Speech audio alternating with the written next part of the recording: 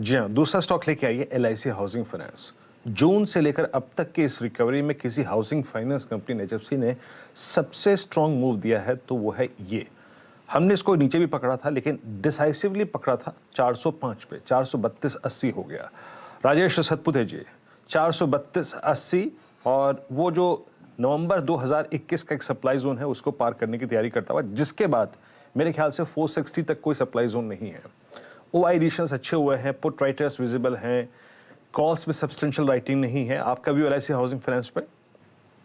वीरेंद्र जी, देखिए मुझे लगता है कि जिस तरह से आपने इसको डिस्क्राइब किया, मैं पूरी तरह से सहमत हूँ, क्योंकि इसका जो ब्रेकआउट है, अगर आप टेक्निकली देखें तो it's a rising veg formation, जिसका ब्रेकआउट हमने पकड़ा था करीबन करीबन 405 408 के करीब, और एक 425 का एक पहला कंजर्वेटिव टारगेट था। और आपने बिल्कुल सही कहा कि 400 के ऊपर जैसे ये ट्रेड ट्रेड करना शुरू करेगा, तैरना शुरू करेगा, फिर उसको जाना है कम से कम 450 460 के ट्रेजेक्टरी में। तो बाय साइड का ही व्यू है हमारा। सिर्फ हम अभी नया स्टॉप लॉस रखेंगे 420 का। 420 के स्टॉप लॉस के साथ जो पोजीशन है इसमें बने रहे।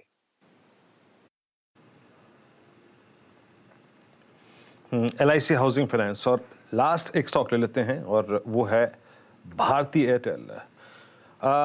आपकी राय क्या होगी मानस, भारती को कैसे अप्रोच करेंगे आप? कल एक बहुत स्ट्रांग मूव, लेकिन बात अब यहां से आगे की है।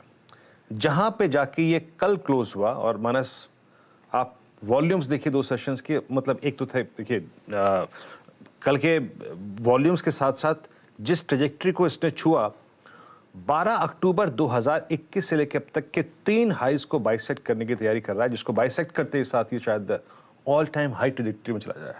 आपका व्यू कैसे प्ले करेंगे और कोई ऑप्शन ट्रेड हो इसमें तो बताइएगा।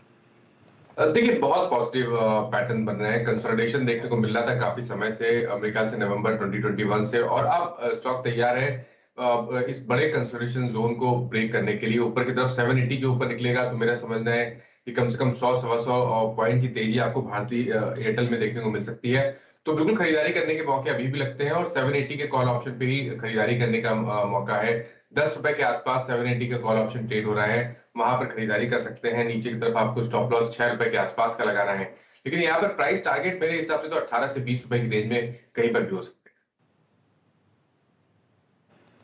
हैं। जी हाँ, यहाँ पे अच्छा मूव, डे हाई की ट्रेजेक्टरी में जाके स्टॉक क्लोज हुआ। और लास्ट स्टॉक जिसको मैं यहाँ पे टच करना चाहूँगा और आई थिंक बहुत स्ट्रांग मूव लग रहा है, वो है ओबरा रियल्टी स्पेस में। आशीष बहती जी, इट्स अ टिपिकल फ्लैग जिसका ब्रेकआउट मेरे ख्याल से कंफर्म होगा 1040 1055 के ऊपर। कैसे अप्रोच करेंगे आप इस स्टॉक को? जी वीरेंद्र जी, काफ़ी आउट परफॉर्मर रहा है पूरे रियलिटी सेक्टर में, और जिस हिसाब से हर समय इसमें स्ट्रेंथ देखने मिली है, स्टॉक ने ऑलमोस्ट जुलाई ऑनवर्ड्स 20 डेमा को भी ब्रीच नहीं किया है। हमें लगता है कि काफ़ी अप मूव यहाँ से भी देखने मिल सकता है। जिस हिसाब से सीमेंट स्टॉक्स में बज़ दिख रहा है, हमें लगता है कि रियलिटी एज ए सेक्टर में भी एक नया फ्रेश मूव देखने मिल सकता है। तो करंट लेवल पे खरीदारी की सलाह रहेगी। 1000 के करीब का एक स्टॉप लॉस मेंटेन करना है, और जो टारगेट्स इसके हैं करीब करीब 1070 से 1100 तक के टारगेट्स आ रहे हैं। ओके, चलिए इस नोट पे काम कर रहे हैं, मुनाफे की तैयारी को समेट रहे हैं, पहला सौदा की शुरुआत कर रहे हैं, और इस वक्त की टॉप हेडलाइंस पहले आपकी स्क्रीन पर।